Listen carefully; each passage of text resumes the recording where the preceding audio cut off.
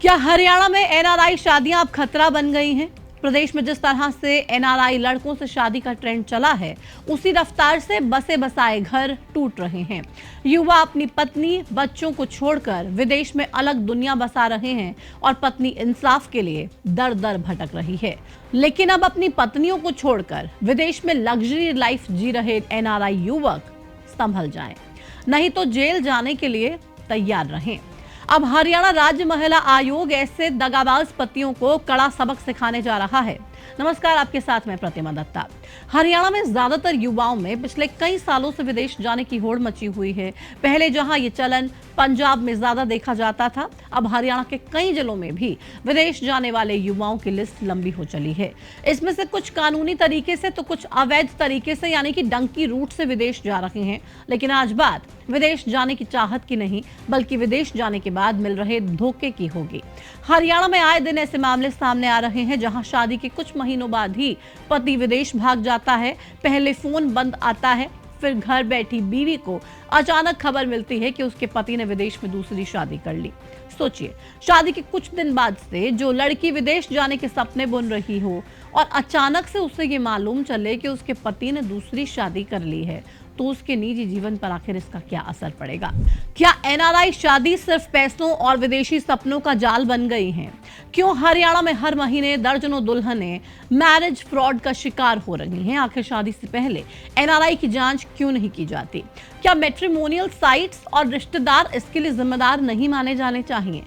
क्यों केंद्र सरकार अभी तक एनआरआई मैरिज रजिस्ट्रेशन बिल को पूरी तरह से लागू नहीं कर पाई है? एनआरआई मैरिज फ्रॉड की बढ़ती शिकायतों ने हरियाणा महिला आयोग को भी चौंका दिया है।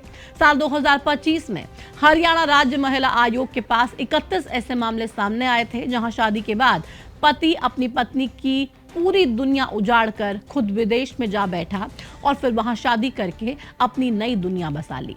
ऐसे में पत्नी इंसाफ के लिए दर दर भटकने को मजबूर हो गई।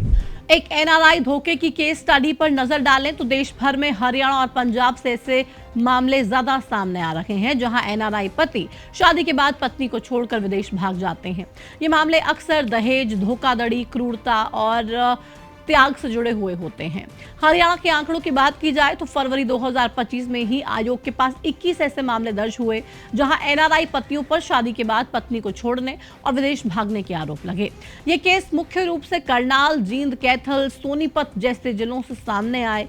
चौंकाने वाली बात यह है कि अकेले करनाल से पिछले 5 सालों में यानी कि 2020 से 2025 तक 55 केसेस इसको लेके दर्ज किए जा चुके हैं जहां एनआरआई पतियों ने अपनी पत्नियों को धोखा दिया है। आयोग ने इनमें 60 लुकआउट सर्कुलर जारी कर दिए हैं। हालांकि हरियाणा राज्य महिला आयोग की सख्ती के बाद कुछ पतियों ने तो विदेश से लौटकर अपनी पत्नियों से समझौता कर लिया है, लेकिन बाकी जो बार बार समन के बाद भी नहीं लौटे, उनको लुकआउट नोटिस जारी कर सख्त कार्रवाई की जाएगी। अब आप पूछेंगे कि लुकआउट नोटिस आखिर क्या होता है? लुकआउट नोटिस को लुकआउट सर्कुलर भी कहा जाता है। आमतौर पर फरार अपराधियों के खिलाफ ये नोटिस जारी किए जाते हैं। इसके अलावा उन अपराधियों के खिलाफ भी इस नोटिस का इस्तेमाल होता है जिन पर भारत से विदेश भागने का शक होता है।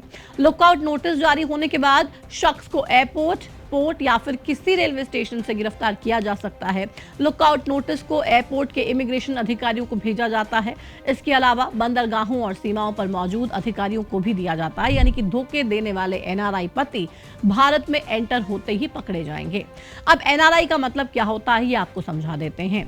एनआरआई एक प्रवासी भारतीय होता है, यानी कि मूल रूप से भारत का रहने वाला व्यक्ति जो 182 दिन से ज्यादा समय तक विदेश में रहता है, यानी कि भारत में जन्मा व्यक्ति अब विदेश में अपना घर परिवार, काम धंधा बसा चुका है। लेकिन अब सवाल यह भी उठता है कि एनआरआई पति क्यों अपनी पत्नी को धोखा देकर विदेश भाग रहे हैं? इसके पीछे कई सारी वजह है। अब अगर आप एक मिडिल क्लास फैमिली से हैं तो आपको ये जरूर पता होगा कि विदेश जाकर बसना कोई आसान काम नहीं होता, क्योंकि विदेश जाने की प्रक्रिया में काफी पैसा खर्च हो जाता है। कई देशों में जीवन साथी यानी कि स्पाउस वीजा या फिर पारिवारिक वीजा के नियम होते हैं जिससे कि एक व्यक्ति अपने पार्टनर के साथ विदेश में जा सकता है। इस तरह के मामलों में एनआरआई लड़के वीजा पाने के लिए शादी करते हैं और जैसे ही उनका उद्देश्य पूरा हो जाता है उस रिश्ते को तोड़ देते हैं, जो धोखाधड़ी का एक कारण भी माना जा रहा है। कई बार तो दहेज के पैसों से भी उड़ान भरी जाती है। लड़के शादी में मिले दहेज से विदेश जाने का सपना पूरा करते हैं और दुल्हन को छोड़ देते हैं, जिससे फिर लड़के के परिवार वाले प्रताड़ित करते हैं। विदेश में अपनी जड़ें मजबूत करने करने के लिए लड़के अपनी पहली पत्नी को छोड़कर विदेशी लड़की के साथ घर बसा लेते हैं ताकि वहां की नागरिकता आसानी से मिल सके। ऐसे भगौड़े एनआरआई पतियों पर अब महिला आयोग ने कड़ा रुख अपना लिया है। देश लौटते ही उन्हें गिरफ्तार किया जाएगा। हरियाणा महिला आयोग ने एक सख्त फैसला लिया है कि अगर कोई पति अपनी पत्नी को छोड़कर विदेश में दूसरी शादी कर लेता है तो अब उसे एक अपराधी की तरह ट्रीट किया जाएगा। हालांकि इससे पहले भी महिला आयोग की चेयरपर्सन रेणु भाटिया दगाबाज एनआरआई पतियों को हड़का चुकी हैं। इसका एक वीडियो भी सोशल मीडिया पर जमकर वायरल हुआ था। एनआरआई पतियों को सख्त चेतावनी दे दी गई है। साल 2024 में कैथल के एक दहेज प्रताड़ना मामले में महिला आयोग की अध्यक्ष रेणु भाटिया ने एनआरआई दूल्हे को वीडियो कॉल पर सख्त चेतावनी दी थी। उन्होंने 2 टूक कहा था कि खुद भारत आओ, नहीं तो घसीट कर लाया जाएगा। उनका एनआरआई पतियों को साफ मैसेज है कि अगर मैरिज फ्रॉड किया है तो पाताल से भी ढूंढ कर निकाला जाएगा। खैर, इन मामलों को लेकर महिला आयोग की सख्ती के साथ ही सरकार को भी सख्त नियम बनाने की जरूरत है और लोगों को भी जागरूक रहने की आवश्यकता है। उनको शादी से पहले सभी जानकारियां लेनी ही चाहिए। तो हमने इस वीडियो के जरिए आपसे एनआरआई मैरिज फ्रॉड से जुड़ी जानकारियां साझा की हैं ताकि आगे चलकर आप इस तरह के किसी भी फ्रॉड का शिकार ना हो और खुद भी बचे रहें। और अगर अपने आसपास किसी भी तरीके के लोगों को इस मामले में स्ट्रगल करते देखते हैं तो तुरंत महिला आयोग में उसकी शिकायत कर सकते हैं और लोगों को ये बता सकते हैं कि कानून और आयोग अब ऐसे लोगों को छोड़ने वाला नहीं है।